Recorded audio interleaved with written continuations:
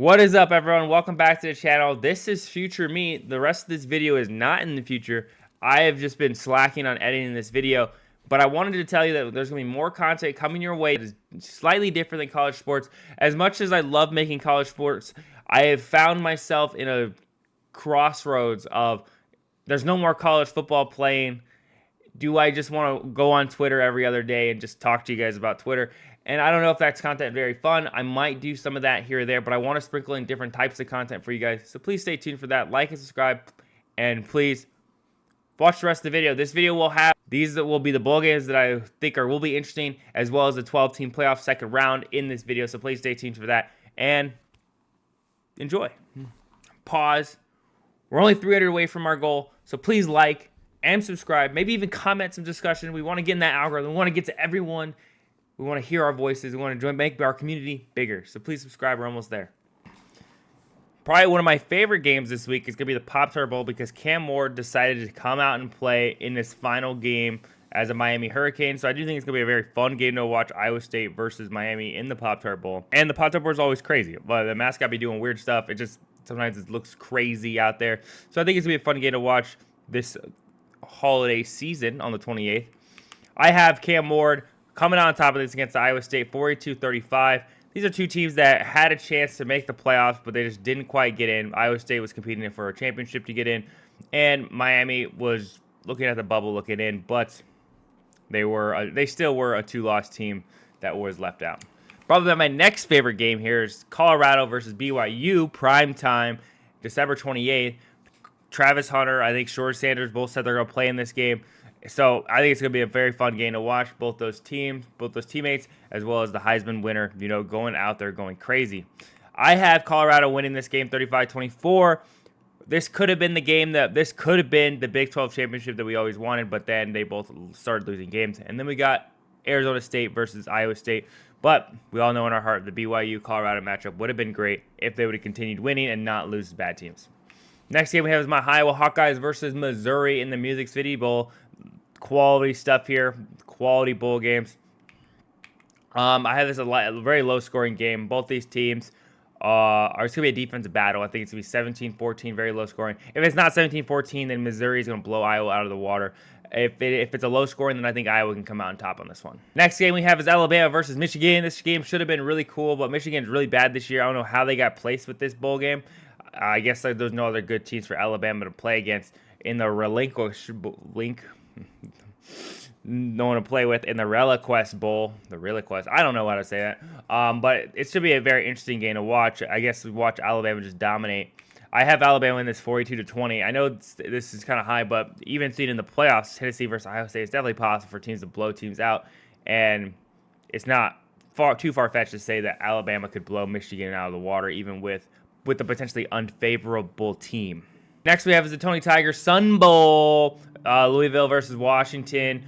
Louisville's favored in this game -4. There's not much to say. I think Louisville is a better team overall this year. I think they had a better offense, better defense overall. Just by eye test, I did not pull up the stats, so please don't quote me on that one. But I do think that Louisville is a better team, which is why I have them winning this game 28-24. I do think it's going to stay close. They're both pretty middle-of-the-pack kind of teams. Washington, they had a really rough start to the season. Then they had a turnaround, and then it kind of fell off again. Other than that, I do think that Louisville's going to win this. Next game that could have been really good, but Illinois is not a very good team. It's the Cheez-It Citrus Bowl versus South Carolina versus Illinois. South Carolina is heavily favored in this matchup, and I'm not surprised. South Kakalaki is a team that bubbled out. They could have been one of those teams that made the playoffs, while Illinois was never even had a chance. I do have South Carolina win this 28-21. The spread originally, I think, was at 11. It's been bet down since I made this visual, so I had to update that. But I do think that's going to be relatively close. I think that Illinois is going to score a last-second touchdown and make it 21. And the moment you've all been waiting for, we have is the playoffs. Circling back to December 31st, first game of the week, 7:30 Eastern Time, Fiesta Bowl, Boise versus Penn State. I was looking at the spreads for these games, the round twos, and I was very disappointed in some of the spreads for some of these lower level teams like a Boise versus ASU. But Vegas isn't going to get benefit of the doubt because, as you saw last week, there was tons of blowouts. Actually, every single game was a blowout. So I'm not surprised they started giving these better programs higher higher chances of victory. But I do think Boise is going to make a statement today, or at least on the 31st, we're going to make a statement to say that we belong. We're not going to be taken out of this playoff by 30 points. That's why I have Boise State winning this. ASHTEN JENTY, runner-up for the Heisman, is going to run all over that Penn State defense. It's just going to dominate all around the ball. I'm not going to say that the defense for Boise is going to handle much better, but I do think it's going to be a high-scoring game, 35-30, and Boise's going to come out on top on this one. I think they're going to make a statement, and they're going to make it on December 31st to show all the haters why they belong in this playoff, and that I had to see that they belong in. January 1, we have is the Chick-fil-A Peach Bowl starting 1 o'clock Eastern time, Texas versus ASU. This is another one of those minus 14 games versus Texas. And I'm not surprised that it's that high. I went to ASU in college, as well as I'm kind of an ASU fan. I do like watching them. I do enjoy them. I'm more of an Iowa Hawkeye fan at heart, but I do like the ASU, and I do watch them. And I'm very happy for them to make it to this far. But am I ringing the bell? Am I ringing it? Bing, bing, bing, ringing the bell. Upset alert. We have is ASU coming out on top of this one. Both these teams struggle on offense in the second half. Both these teams struggle at defense in the second half, but they're both powerhouse teams in the first quarter. I think it's going to be a lot of points scored in the first half, and in the second half it's going to be sluggish. But I think Cam Scadaboo has something to prove, and for some reason Texas offense doesn't like to move the ball in the second half. So ASU, all they had to play is a little bit of defense in the second half, and I think they can come out on top in this one. I think it's going to be a lot closer than people would think. I think the ASU is a team that everyone has written off because they're in the Big 12, and the Big 12 isn't really that good this year when it comes to like the raw talent as everyone's showing. But Kirk Herbstreit said something very interesting, but it wasn't really talking about these programs. It was talking about other schools and like how they get benefit of the doubt, whatever. Texas gets benefit of the doubt just like everybody else, just because they're in the SEC. So, yes, they dominated the first round, but it was against a bare bones Clemson team from the ACC. So was that really a good victory? I don't know. We'll find out. But I think ASU could compete with a team like Texas. If ASU was playing like Georgia or something, Georgia lost their quarterback. But even then, I still think that ASU would probably get trounced in this moment. But you got to remember, this is on a neutral site field, and I think ASU can win.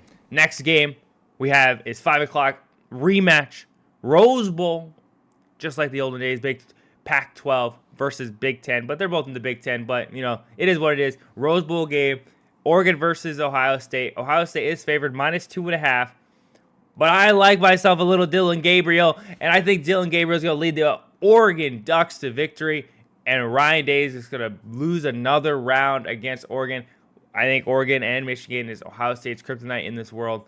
But I will say that Ohio State has something to prove in this game. Ryan Day has more to prove in this game than any team on this list. But the Buckeyes, I just don't think they're going to be able to do it. I think Oregon is going to win this game. Not with ease, but definitely win. Last game of the playoffs, we have Notre Dame versus Georgia Bulldogs. The Fighting Irish are coming off a strong victory against Indiana. Top-tier talent. Georgia, SEC title winners. Carson Beckless is going to try to compete the best they can in this game. This is why I have Georgia coming on top in this one, 26-24, middle of the 20s kind of range. I think Georgia's defense is so good. When they're playing against Texas, I know Texas isn't no Notre Dame, but when against Texas, their defense stepped up to the plate. Their offense was doing just fine. Their backup quarterback, yeah, he threw 2 interceptions, but he was 70+% from the field on completion ratings. I think that this Georgia team is just all around good. Even without their starting QB, they can still compete at the highest level. Unlike, say, like a Florida State where they lost their quarterback and then they just like struggled all the way around every team they played. But I think Georgia can win this. Notre Dame is going to compete with their little heart, and I don't think I'd be mad if either team would come out on top on this one. But that's going to be it for this video. Please like and subscribe if you like this kind of content. And please, if you see a recommended video, please click on it. Please see it. Helps the algorithm, helps the channel out, helps us grow and become a bigger community. That's going to be it. Peace.